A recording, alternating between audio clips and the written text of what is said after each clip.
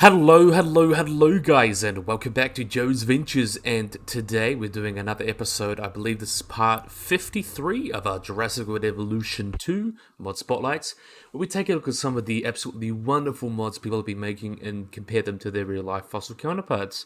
So today we've got OG Bear returning with a lot of paleo edits, so we're going to go through those first, and then we're going to have a look at all sorts of different new mods coming. We've got a couple synapsids, which I'm really excited to talk about. Let me just quickly close the park while we're sort of have to worry about the peoples. But yeah, really awesome. Really excited to get stuck into that. So first up, by OG Bear, we have got a paleo edit of the Kentrosaurus.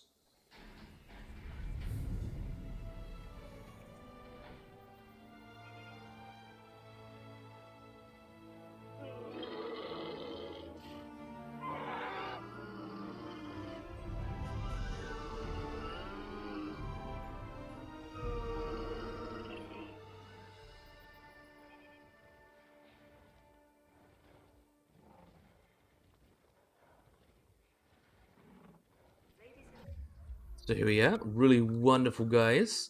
Let's have a look at you. You look really nice. But we can see some of the wonderful changes that have actually been added here. You can see that skull's been made quite a bit longer, and it's almost got like this big brow ridge going on here.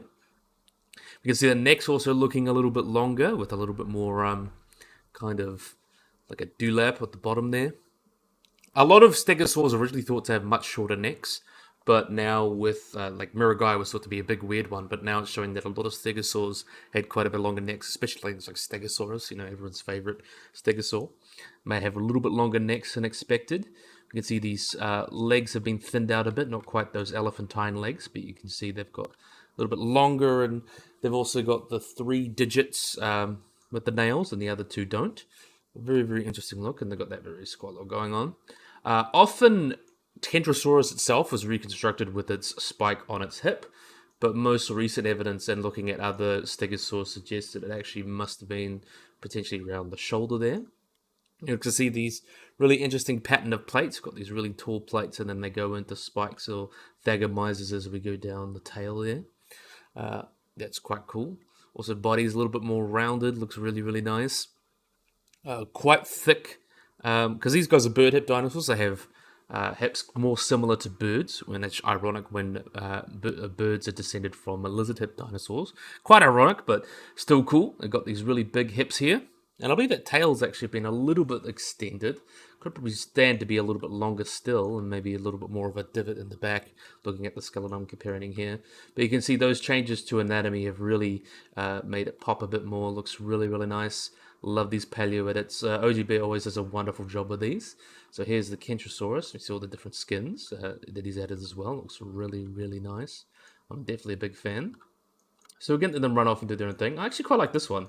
I feel like this one's probably one of the more realistic ones with the grey and black. Looks really cool. Definitely a big fan. So that's one by OG Bear. So next up, we've got everyone's favorite thick-headed dinosaur. We have got Pachycephalosaurus. We'll let them just run off a bit. Pachycephalosaurus, one of our favorites.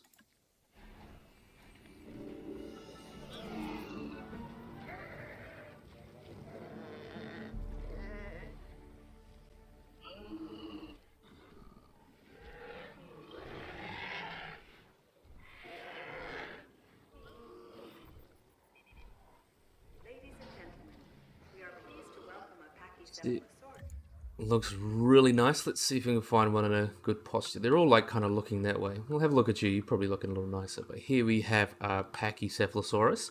You can see this one looks a little bit more like Sandy, or who was the most complete Pachycephalosaurus that we have. Though she isn't really described, and maybe it's some adult. But we can see some change in the face here. Definitely got a little bit of a lengthening of the jaw, because it's actually got quite a long jaws. Quite long jaws compared to the Jurassic Park one. Quite big eyes. You can also see that big dome there, and the keratins kind of extended on those bony cores. And this is actually something that we know from a lot of research, that animals like Dracorex and Stygimoloch are actually growth stages of Pachycephalosaurus. So Dracorex was the younger one that didn't develop the dome, and the Stygimoloch's kind of like the subadult / like juvenile that was developing that dome, and then the adult is this guy, or potentially Sandy, depending on the different species, is talks about with whether they were different species in terms of like growth stages of different species, which is a little bit complicated, but you can see you got that really big dome there. That's what the adults would have. And we have evidence. It was originally thought that they may not have had like butted with each other because they didn't have the adaptations for it. But looking at injury patterns and the anatomy suggests they actually did ram each other very much like bighorn sheeps, which is really, really cool. But we can see some changes to the face here. Definitely that face has been elongated a bit and kind of thinned out a bit as well. I like kind of the keratin spikes on the face now that we know from a course of the skeleton. See that really, really big head and those big jaws there. That body is also Pachycephalosaurs have a very, very interesting body. They're quite like rectangular, quite big and wide and round. I would say that these arms though could be made a little bit smaller just to accentuate it a bit. And those hands that are like weirdly human-like, they would only have, like most dinosaurs, only 3 digits to have nails.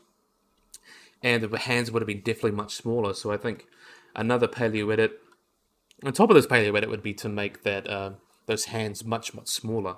Then we can also see these quite big legs going on, very big legs, good for running and charging into each other and things like that.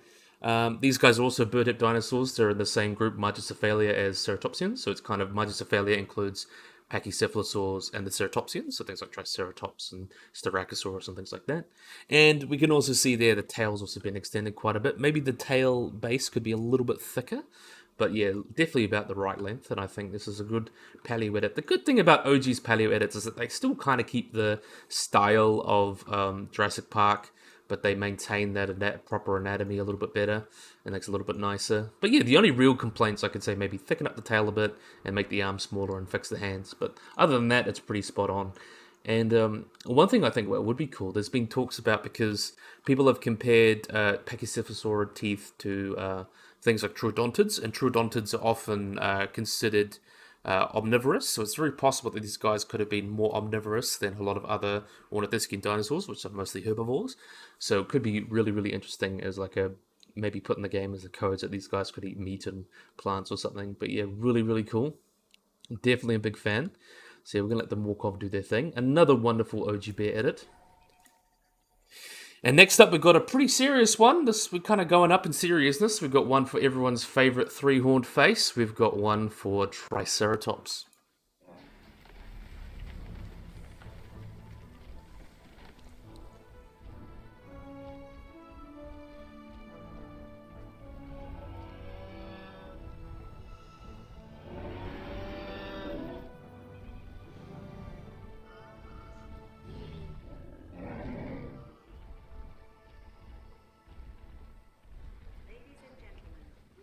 So this one's come out rather awesomely. I'm definitely going to see if I can get a good look at one of these guys.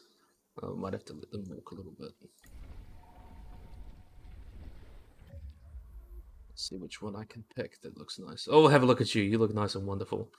So this is our change or OGB's paleo edit for Triceratops. You can see definitely these massive changes in the skull. I believe this is actually Horridus. I'm not sure the species that is specified because it's kind of hard to specify in the game codes and things like that, but I believe this looks to me like Horridus, that maybe with the size of that and the horn it could be Porosus, because the main difference between Horridus and Porosus is that Horridus is a little bit older and has quite a big bulkier skull, and Porosus has got a much thinner skull in comparison. That's kind of the main difference you can tell apart, so I believe this is Horridus. With that big thick skull, but we can see some wonderful changes to the face. You can see that brow horn there, and the brow horns there look really, really nice. The nasal horn looks quite good. Quite extension to the beak. It looks very much unlike the Jurassic Park one that looks like some random animal. This very much fits. Very like big parrot-like beak and things like that. These large jugals as well. Looks really, really interesting. And one difference is sometimes you can see these kind of like ossicles on the frill there. Sometimes you see that in like younger individuals, and I believe some adult Horridus may have kept those. So that's maybe another thing that keeps separates them. They kind of get reabsorbed into the frill as they age, but some I imagine could have kept that. We'll have a look at you as well because I really like the cut on this one as well. You can see that big changes there. Big neck there. We'll have a look at the legs. We can see that they've got proper feet now. The 3 toes with the nails, and the other 2 don't. They have that very horseshoe shape to them. which is always really, really cool. And looking at the body, we can see, like most ceratopsians, they have this very big, rounded body, very big and round, and then they also got these large thighs here, very big to like ferment all sorts of different plants that they'll be eating. And these guys are also bird hips, as I mentioned, so the kind of ischium and the pubis kind of comes around here, really creates that big gut for fermenting. And you also see that tail. So ceratopsians are not really known for having really long tails, but this guy's really reconstructed well. I'm not sure the skeletal that they used, but this reminds me a lot of Scott Hartman's one of the updated one for Horridus, which is a really, really big skull, really boxy and bulky, but I think it came out really, really nice. The only thing I would really change is that we actually have a really good idea of what Triceratops' skin would look like, and we know that they had these kind of hexagonal patterns around the bottom, and these larger scales that kind of pop out almost like little nipples. Nipple scales that kind of large hexagonal patterns there. That's something that would be added to change the texture, of course. But we can also say different species may have had different integument. Like if you look, compare us to us and a chimp, we're quite similar in most ways, but we have very different in terms of like integument. Like obviously chimps are much more hairy than we are, and well, much like obviously hairy. We technically have more hairs, but you can see difference in integument even with closely related species. So I'll give it a pass on this one, but I definitely do really, really like it. Definitely a big fan. And you can see the back feet as well. It's got those 4 nails there. They've got on the back there. Really, really awesome. Definitely a big fan of a good Triceratops. So we're going to let you run off and do your own thing, Mr. Mrs. Trikes. The most should be Mrs. because it's Jurassic Park, but we'll let you run off so you don't interfere. So next up, another OGB edit. We've got one for a really cool animal. We've got a couple feathered animals coming up. So this one is for Pyroraptor.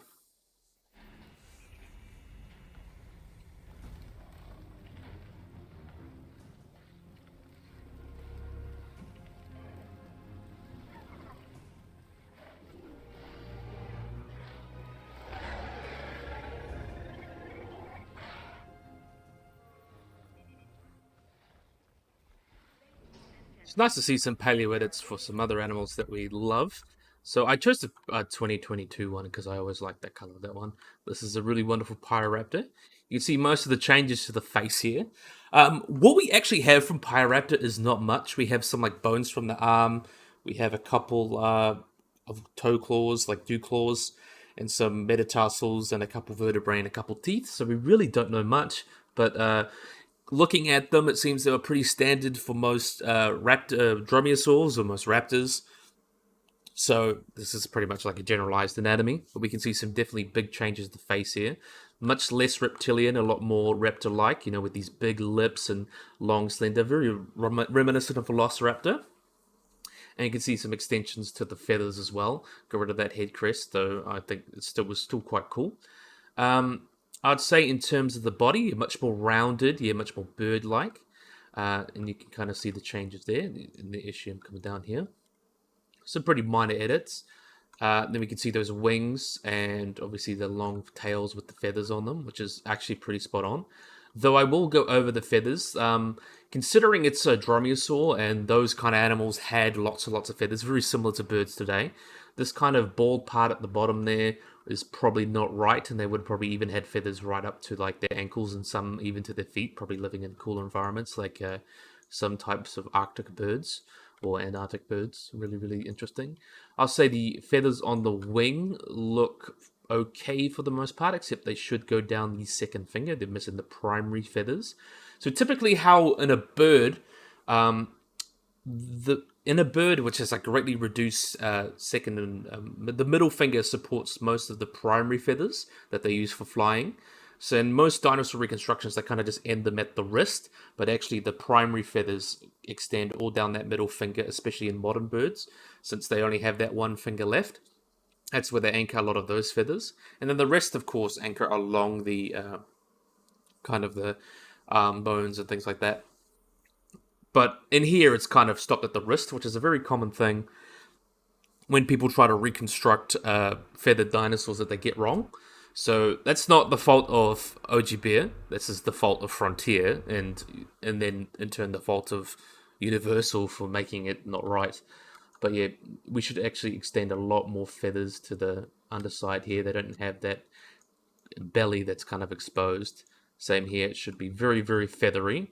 And one thing is the size. Since thing with like Pyroraptor, it's basically just the feathered Velociraptor. And they picked Pyroraptor because it's a cool name, because Fire Thief, really cool name. But in real life, it would have been about the same size of Velociraptor, no more than probably a meter or two in length. Not this big 5-6 meter monster that is portrayed in Dominion. But yeah, still nice paleo edit. I definitely love seeing the updates here. Looks really, really nice. So we're going to let them run off and do their thing. And then we've got our last OG paleo edit, which always excited to talk about. I'm just going to let you run off. So next up, we have got our last OG paleo edit. We've got Therizinosaurus.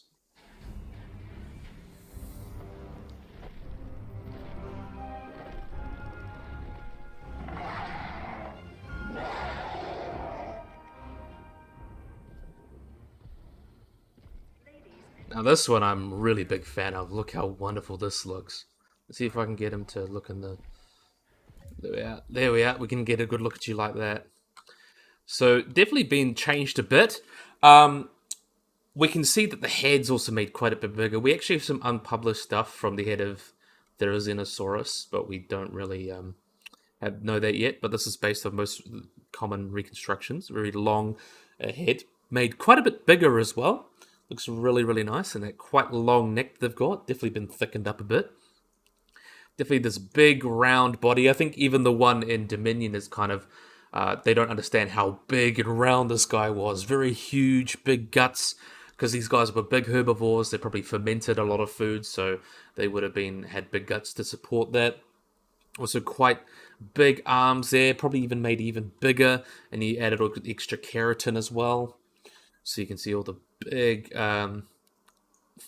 claws there, you know, big Therizinosaurus, where it gets its name Scythe Lizard because those big claws look like scythes. Looks really, really nice.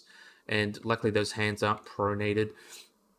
But yeah, really, really awesome in that regard. You see that big, big round body, big, big hips and thighs to support these guys. They always had a weird like tripodal stance, and then obviously that bit shorter tail, but you can't kind of get that right posture because of the original rig. So the tail would have probably come down like that, kind of almost like a retrosaur in that regard. But yeah, looks really, really awesome. I would say about the feathers, Therizinosaurus is kind of in a really weird place because most relatives of Therizinosaurus, like Northronicus and Valkyrius and Bioposaurus, they are kind of considered to have feathers. But there's kind of an unspoken rule sometimes. Well, it's considered by Mark Whitten, where an animal can get too big to have feathers, so it wouldn't be able to thermoregulate properly, and it's believed to be around the 3-ton mark. And for most animals that are descended from feathered ancestors, that includes animals like Dinosaurs, Therizinosaurus, and large tyrannosaurs. So that makes it quite interesting to think that they may have had feathers or lost them independently. And so either interpretation's right, and I think this is kind of a good strike middle of the balancey road. But I would love to see a Therizinosaurus with proper wings, like Pyroraptor, but like proper wings. I think that would be really, really cool. And maybe more tail feathers.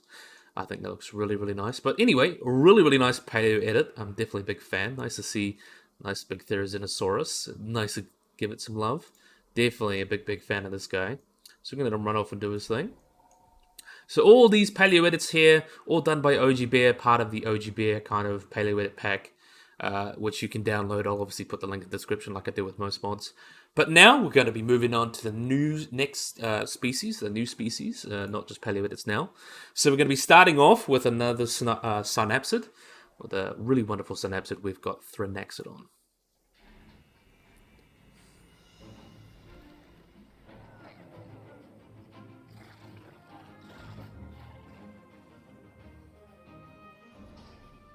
So I know you guys that are big fans of your Walking with Dinosaurs will recognize this guy, and especially in that kind of color there. This comes in a pack with the Giganotosaurus from Chased by Dinosaurs, but I thought since that's not actually technically accurate comparison, and we've already got that in game, I didn't want to talk about it, but we've got Thrinaxodon, which is a really cool animal.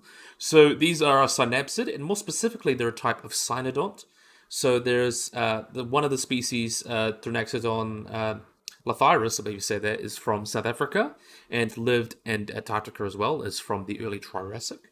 And they lived just after the Permian-Triassic extinction event, mass extinction event, and the survival may have been due to some of its behaviors that we'll get into. So these guys were quite a small synapsid, so they're about the size of a fox, probably no more than 10, 15 kilos.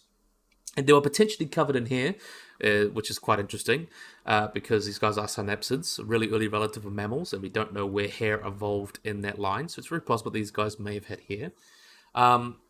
It's dentition because they've got, like most synapsids, they have really interesting teeth. It's believed to be a carnivore that fed on small animals and invertebrates and insects and things like that. And they have a really interesting adaptation, the unique secondary palate, which is seen in us, but it separates the nasal passages from the mouth so they can breathe while they eat. So that's really, really cool. In terms of skull, they've got large numbers of foramina, which means they probably had lots of soft tissue around their face as well, and very sensitive lips or non-muscular lips. They would have very lizard-like lips, comparable to lizards and less like mammals. And on the skull roof, as I mentioned, they've got the secondary palate, which would have helped. And then they've also got all sorts of different teeth. So they've got kind of these large canines and some premolars, something like that. I believe how it is. Upper incisors as well that used for cutting. And then they lived a premaxilla, then their large canines and some post canines. And some other teeth, the bicuspid teeth, which were quite interesting. They're probably used for biting and chewing things. Very much more similar to mammal dentition, less like a reptile dentition, which tends to be very herodont or pretty much the same across the mouth. These guys have different teeth in different parts of their jaws and things like that, which is really, really interesting.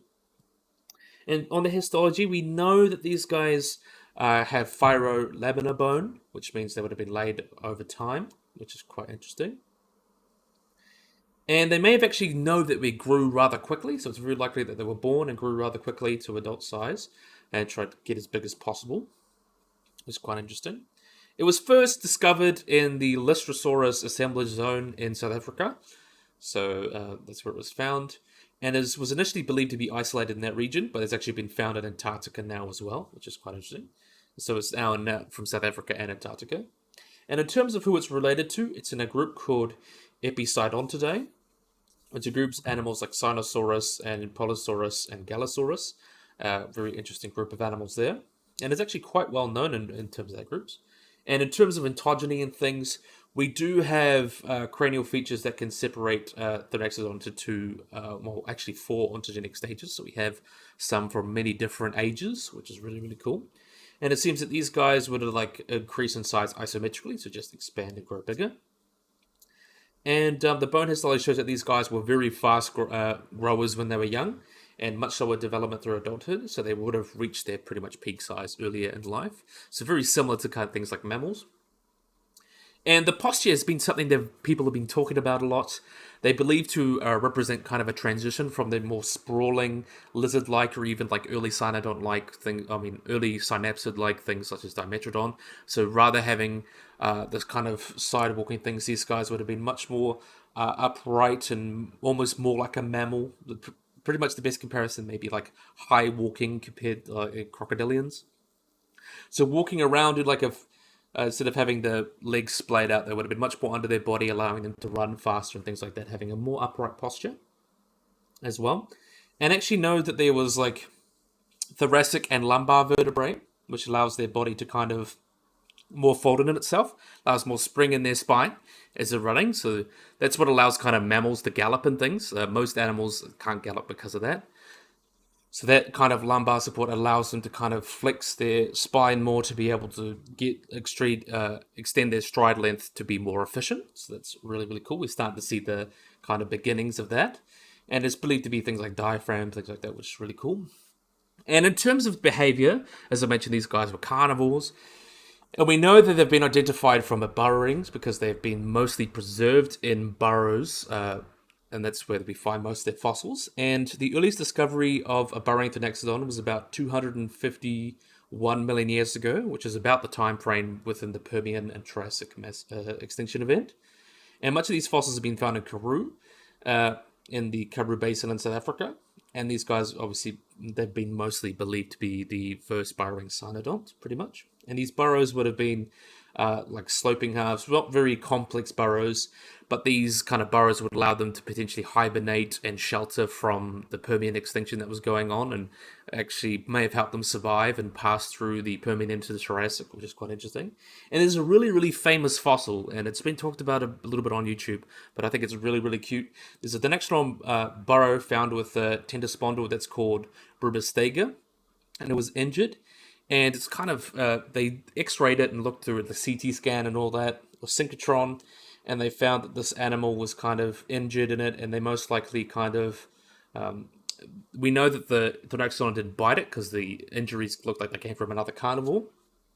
So basically, they may have the timber spottle may have crawled into the burrow, and then the Tyrannosaurus itself would have crawled into the burrow as well, and they possibly got buried together. So it's a quite a cute little story, and yeah, they may have. We don't know exactly the timeline, but it's cute that they were preserved together. It gives us like a little slice of history, which is really, really cool. Definitely a big fan of this mod. Definitely love. Ooh, if you love walking with dinosaurs, you'll love this mod. So really, really cool. So we're gonna let them run off and do their thing. This mod was done by Draco Warrior, Viral Cyclops, Game Videos for Life, and Pokemon Fan 2750. So definitely a collaborative project, to say the least. So next up, we got by Divino, we have got Ichthyovenator.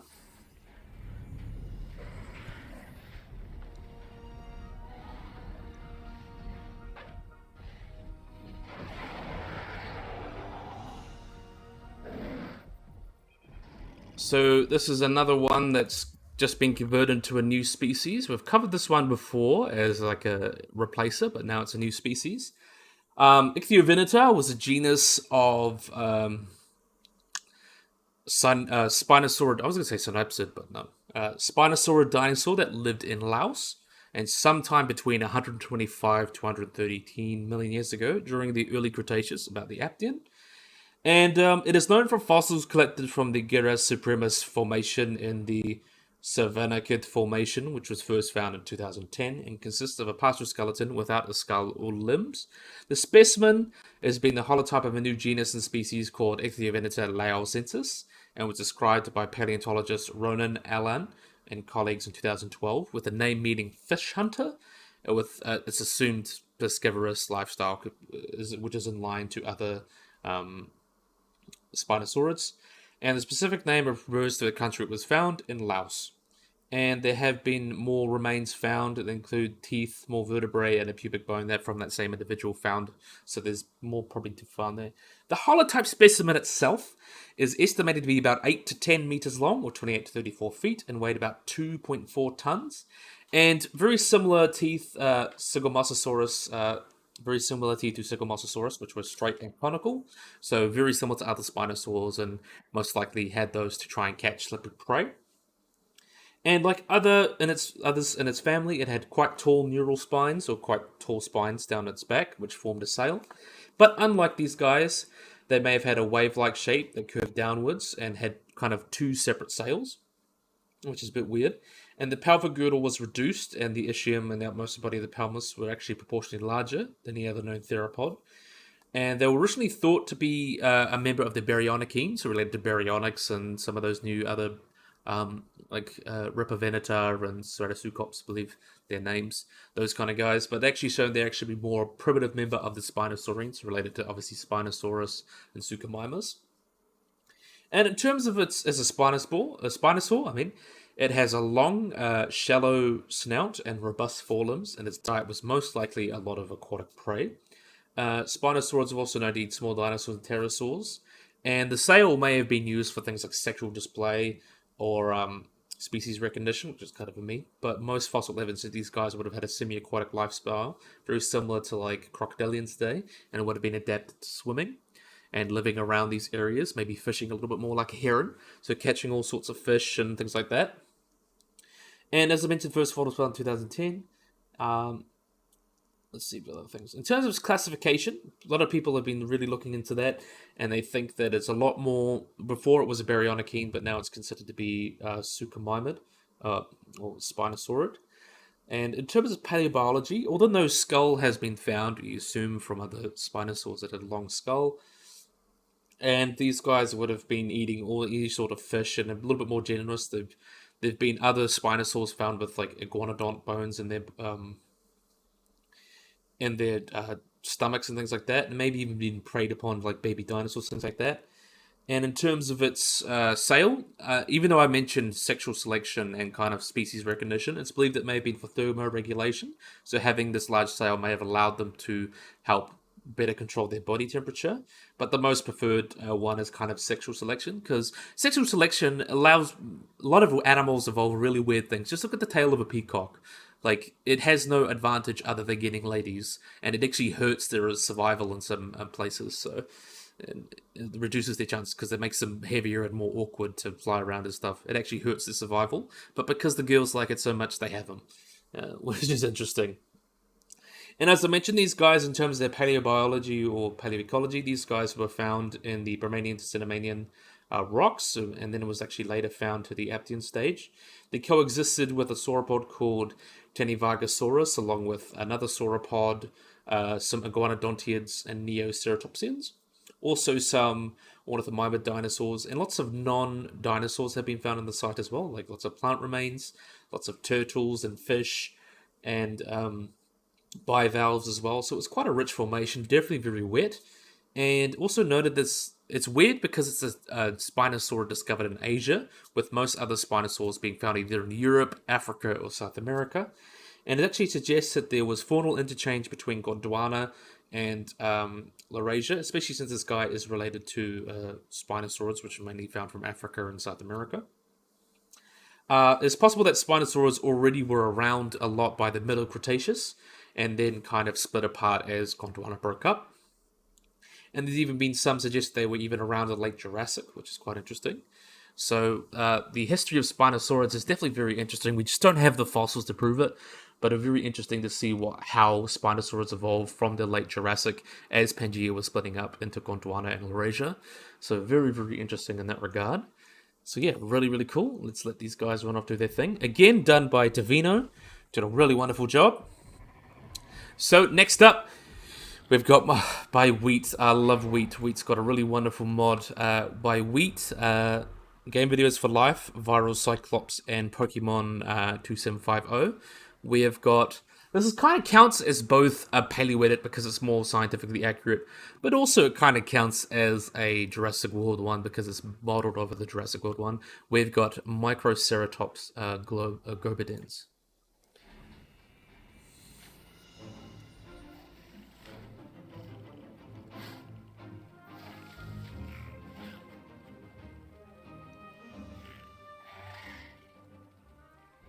So we finally got it. I know everyone's been asking for Microstratus in a while, but I really love this kind of Jurassic Park one that was done by Julius Ottoni, who was a very renowned paleo artist. So really, really awesome to get a good look at this guy here. So let's have a look at you. Look at this little cutie. I'm definitely a big fan of this cutie. Anyway, so this one is obviously based off the 2015 kind of website colors, but there are some that reflect the ones from Dominion. So there's one that's kind of like red and black, and another one they cover pretty much all the skins, which is pretty awesome. Though it obviously looks more like this one because this is the scientifically accurate one. But yeah, really, really awesome. So this is Microceratus, which is the small horned, which names me. It's a genus of small ceratopsian dinosaur from the Cretaceous of Asia. It walked around on two legs and had short arms and a very characteristic frill, very similar to most ceratopsians, and a very big beak-like mouth. These guys, in terms of their size, they got about 60 centimeters or about 2 feet long, and one of the first ceratopsians or horned dinosaurs, along with Psittacosaurus in Mongolia. So very interesting. They're very early. The type specimen, or the type species, Microceratops globidens, was first described in 1953, with the second species, Microceratops cycloridens, being known as Asiaceratops now. There's also much material has been referred to the genus Gracilceratops. The replacement name Microceratus was created in 2008. So it was called Gracilceratops for a while, but now it's considered Microceratus again. So Microceratus belonged in Ceratopsia, which is Greek for horned face, and were a group of herbivorous dinosaurs that lived throughout North America and Asia that had parrot-like beaks and these large frills. and they died out at the end of the Cretaceous with most of the other non-avian dinosaurs. But these guys were a little bit earlier. I believe these guys were found in kind of like really early Cretaceous. Doesn't really give a time where I'm looking here, but these guys would have been quite early in their evolution.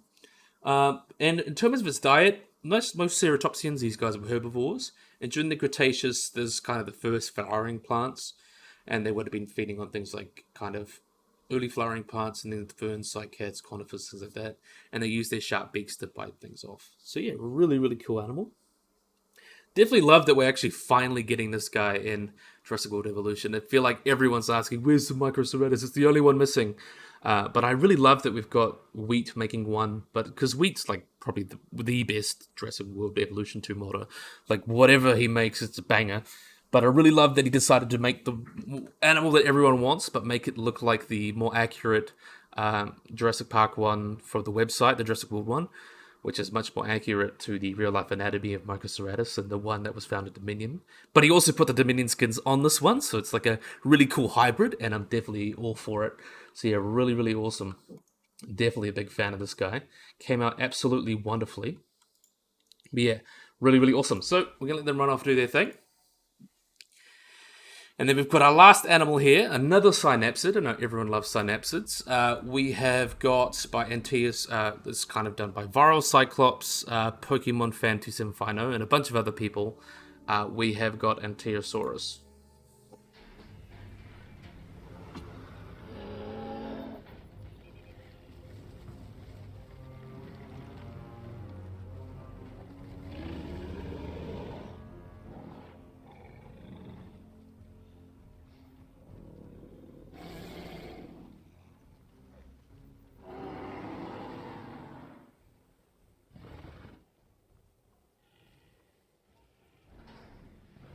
Let's have a look at you. You already start running around, but just kind of annoying, but we'll see if we can find one in a good posture.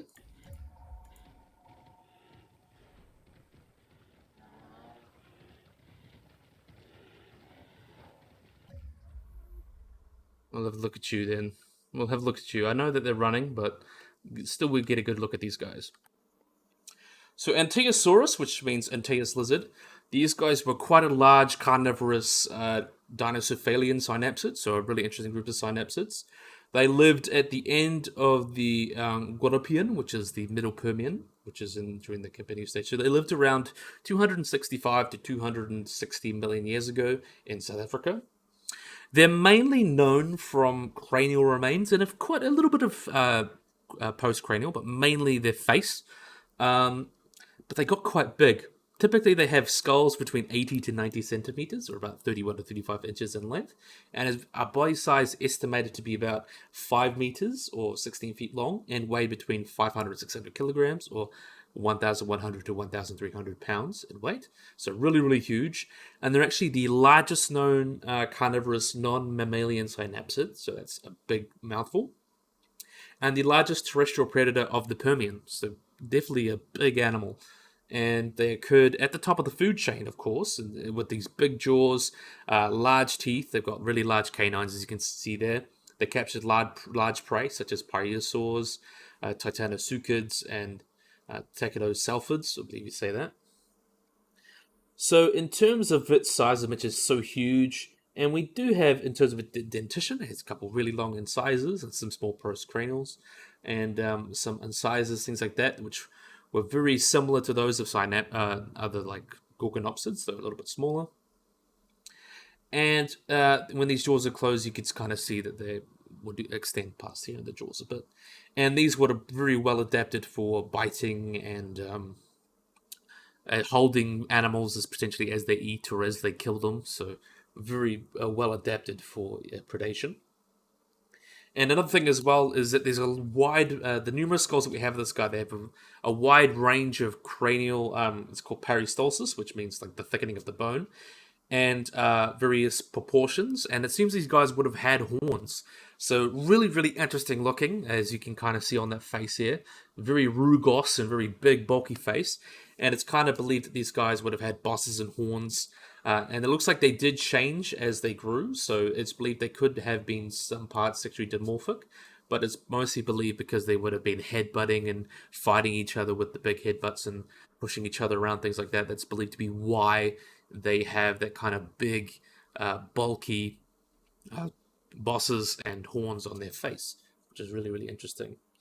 And actually, some recent research has yet that the head of Ankylosaurus would have been tilted, less tilted downwards than those of other that of the tachycephalids.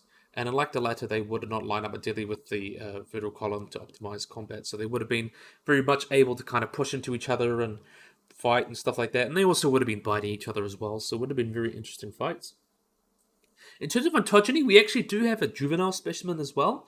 And it actually shows that these guys with cranial ontogeny would have had like a rapid growth, and then these big, large bones would have actually kind of thickened out and maybe established and grew as they went into adulthood. So they would have kind of almost like antlers, big horns. So they would have come around and pushing each other. And they actually had a look at these several skeletal remains and showed kind of 3 growth stages. So the first growth stage was kind of highly vascularized fibrolamina bone. So that means it would have been growing quite fast. A second stage, they would have had like potentially seasonal / periodic kind of interruptions in that bone formation, causing lines of arrested growth. So they would have grown really, really fast, then would have grown a little bit slower, and then they probably would have stopped growing entirely at the last reported stage and would have got quite old. But they would have probably slowed down their growing during seasons or harder times, like most animals do. In terms of habitat preferences, there's been lots of talking about where these guys, they're most likely carnivores, but they were also suggested to be potentially fish eaters or living in a subaquatic kind of habitat, very similar to crocodiles. But more recent evidence suggests that these guys would have been less water dependent. They may have like wallowed like hippos or something like that, but they were most likely land predators or potentially lived on land, just not like crocodiles at all. They weren't really adapted for that. So they would have been really well adapted for running around on land, potentially chasing prey and things like that. In terms of where they're found, these guys mainly come from South Africa, so they came from the Karoo Basin, so a little bit earlier than things like Pterodaxodon, but the same place. And there've been quite a few localities where they've been found, and these guys, as I mentioned, they're kind of found in like the Middle Permian, because the Karoo Basin covers a very large span of time. It pretty much covers from like the Permian into the Jurassic and even into the early Jurassic in some places. So it's a very, very wide span of time. So they're really organized by kind of different faunas that are living in there. So these guys, Middle Permian, living with all sorts of really interesting animals. And there may actually be an Ankylosaurus from Russia, but it was originally kind of thought to be a Dinosaur, but actually may be a relative or even Ankylosaurus itself, so that's quite interesting. Because at this time, the world was in a large supercontinent called Pangaea, so theoretically, an Ankylosaurus could walk from South Africa to Russia with no problem, and there's lots of overlap of species found in Russia, found in Karoo, especially more recently, there was a Ichthyovenitas species found in the Karoo Basin, so basically we know that there was lots of overlap in that regard. So these guys would have been living in a large supercontinent with quite extreme weather. It seems it would be warmer and wet weather, which is quite interesting. And in terms of paleoecology, we know that they lived in areas of sandstones and really interesting plants, such as Globus glossopteris. Aquatic faunas, there were all sorts of different fish and large tender spinal amphibians, and also many other synapses living around, things like Hepasaurus, like Biomasukin, I believe you say that. All sorts of different animals. Some larger herbivores that these guys may be preying upon were things like Monshops, which is quite a famous one, Struthiops, Strutiocephalus, Styracocephalus, Tachycephalus, Mormosaurus, Moscow Agthus, some of these things like that. Very large kind of dinocephalians, including like kind of the Traphecephalids, including and also large plesiosaurs, like relatives of things like Scutosaurus. So there's like Bradysaurus and Nocephalosaurus and Ubethosaurus and other dinocephalians. And also there would be lots of Diectodonts as well. or Dicynodonts, including things like Pisterodon, Diectodon, Robertia. So a very lush and diverse ecosystem that these guys would have been living in, and these guys would have been the top predators, pretty much preying on everything below them, being the largest predator from the Permian, which is quite interesting. In terms of relationships with other animals, its closest relative is called Titanophonius, and that's often used to reconstruct the back body because mainly from Ankylosaurus we only really have kind of the head, but it seems to be in its own group called Ankylosaurus related to Titanophonius, which is quite interesting. But there have been some, they're still related to them. Their taxonomy's kind of been a little bit over the place, and there's been some other species. The one species that we have is Ankylosaurus magnificus, but there's been other species and other animals such as Icarosaurus and Archaeosuchus kind of lumped into these guys. But yeah, really, really awesome animal. And I have to say, this guy, because of viral cyclops, we'll have to have a look in here. There's like nearly 1,000 kind of skin choices. The ones that I chose here was the bear, because I felt this was most realistic. But there's up to 17 different variants or 16 different variants. And I believe there's like 15,000 different skins. So you can have all sorts of different variants. And then you can have all sorts of skins that go within that as well, which is incredible. It's absolutely amazing. So you can have like 15,000 skin combinations in terms of what you can have. But yeah, really, really awesome animal. I love to see animals like more non-dinosaurs and more Permian animals represented in the game. So yeah, definitely a big fan. So yeah, really, really awesome. Again, done by Viral Cyclops and Pokemon Fan 2750, along with some other people that I've probably too long a list to mention. Very collaborative effort, but yeah. I really, really, really hope you guys have enjoyed this video. Hope you guys like and subscribe. Always remember to hit the little bell icon to get notified about anything. So yeah, hope you guys enjoyed this video. Hope you guys like and subscribe, and bye-bye.